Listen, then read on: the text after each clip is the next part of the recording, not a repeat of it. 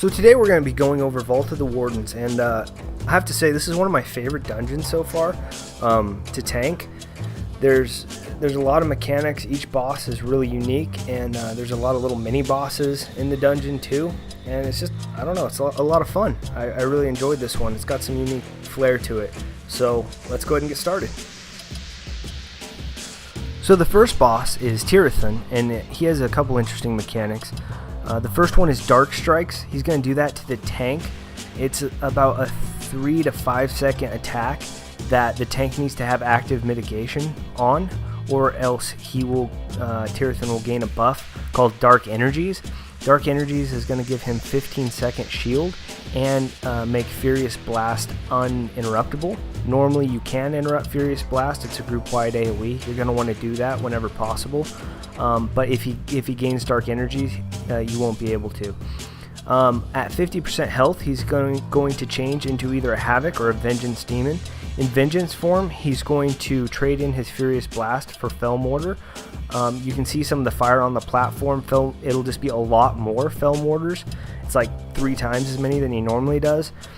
It'll slowly fill up the platform with Fell Flames, so you have to burn them down before the platform's covered. You'll see in this fight, he actually goes into Havoc mode. This one, you pretty much just have to survive the damage and beat him down quicker than he does you. He does a few moves you want to avoid, like I-Beam, but aside from that, you just want to nuke him. The next boss is Inquisitor Termentrum. He really only has one move he uses. It's called Sap Souls. You're going to want to interrupt this as much as possible. If he does get it off, it's not the end of the world, but it will put a debuff on the entire group. This debuff lasts 15 seconds, and it'll add 10 seconds to the cooldown of the first move you use while you have the debuff. So as tank, let's say I'm fighting him, he gets the move off, and I use my active mitigation. That'll add 10 seconds to the cooldown of the next time I can use my active mitigation. So it can be pretty detrimental for healers and tanks, and it'll hurt your DPS too. He will also create these things called Tormenting Orbs. They will cast a spell called Inquisitive Stare.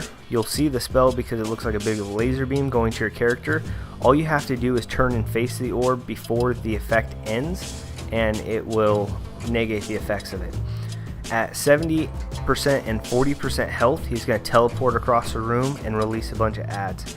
In normal mode, these ads can be burned down quickly enough as long as you have decent DPS, where you don't really have to worry about their moves. But in Heroic and Mythic, you will have to be careful of their moves because some of them are stuns, some of them are group AoE, so it just depends. But in normal, you just want to burn, the tank wants to pick up the ads, you just want to burn them down as quickly as possible to get on with the fight.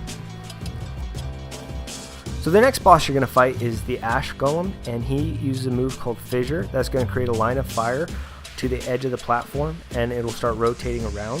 This fire can be soaked if you run over it, but it puts a nasty debuff on you. He also makes more fire on the platform by using Lava Wreath, which makes that same kind of fire pattern, but it's spinning instead of a line.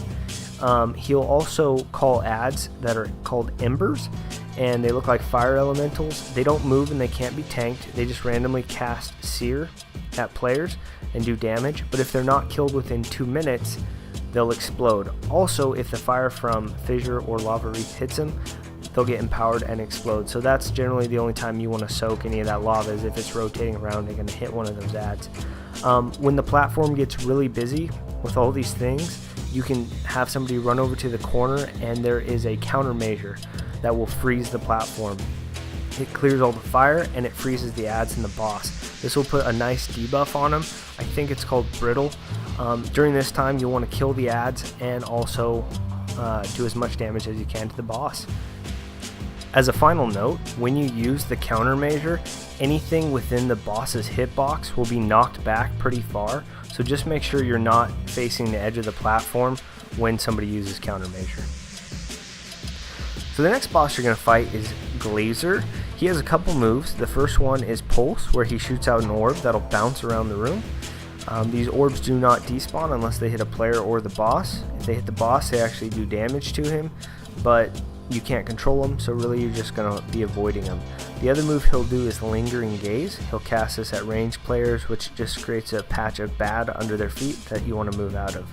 The main mechanic on this fight is going to be a move he uses called Beam. During this phase, he'll become invulnerable and he'll start doing ticking damage to the entire group. That's going to increase every 3 seconds. When he does this beam move, it's going to rotate around the room. Obviously you don't want to get hit by it, but it'll hit mirrors at the edges of the platform. Somebody needs to go around and align the mirrors so that when his beam hits a mirror, it will bounce all the way around the room and hit him in the back. When it does, it'll debuff him for 15 seconds. You want to get on him and do as much damage as possible. Other than that, this fight is rinse and repeat. So the next area before Cordona is kind of interesting. I wanted to talk about it for a second. It's dark. It's very dark. It's almost pitch black, and none of the mobs are targetable unless you have the Light of a Loon, which is in an owl statue at the beginning. As tank, you'll probably want to grab it, just since you're going to be out front. But it was kind of a cool encounter. It was kind of interesting. I've never really seen anything like this in a dungeon before, and so I was happy Blizz put it in because it is kind of cool. But I did want to mention that the Light of a Loon is kind of buggy, and I had a few times where it looked like it despawned off me. It didn't. According to the other players in the dungeon, I still had it, and we could still target the ads around me, but I couldn't see it anymore. And so if you throw it and then pick it back up, that seems to fix the glitch. But I thought it was worth mentioning because if you get mobbed and you lose it for some reason, you can't attack any of the ads. So, alright, so the last boss is Cordona Felson, and this one's my favorite because there's just so much going on with mechanics and the Loon's light, and it's just a lot of fun. It's kind of pandemonium, but it's a lot of fun. So first things first, Loon's light is on the left hand side of the platform, and you'll want somebody to pick it up.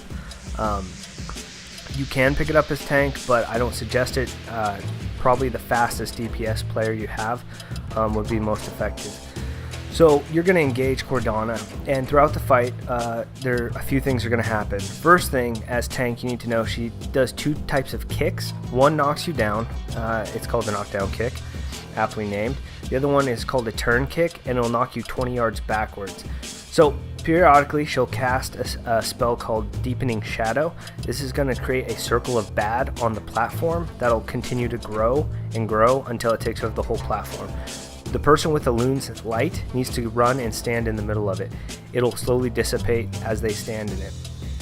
Also, she can create an ad that will steal a Loon's light, and this actually happened to us during the last time I did it. You have to go kill that ad to get the light back.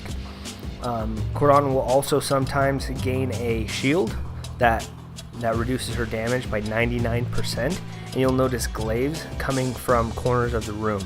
At that point, the person with the Loon's light has to get to those corners or throw the light into those corners to reveal, I believe they're called Avatars of Shadow, I think. They're ads, and Cordona's shield won't drop until all the ads are killed. She also has a move called Shadow Step, which she can do, which she'll disappear and you'll just see glaives coming out, just like circles of glaives coming out from nothing.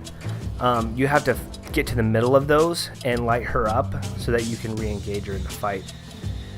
Lastly, there is and I've never actually seen this, but she can spawn a wall of ads that are invisible unless lit up by a Loon's light, and there's a gap that the entire group has to get through, and they move across the platform.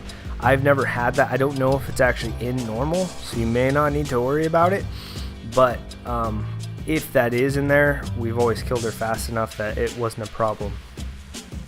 But yeah, that's pretty much the basics of that fight. There's going to be a lot of running around, a lot of communication, so just be ready for that. But oh, and last thing, she will actually throw her glaives at ranged, and they do a lot of damage if you get hit by them. So they go out towards range in a straight line, and then they come back a few seconds later. So just make sure if you're DPS, you're avoiding those to help the healer out. Yeah, this dungeon is one of my favorites. It's a lot of fun. Every boss has some fun mechanics to it, so Hope you enjoy, guys.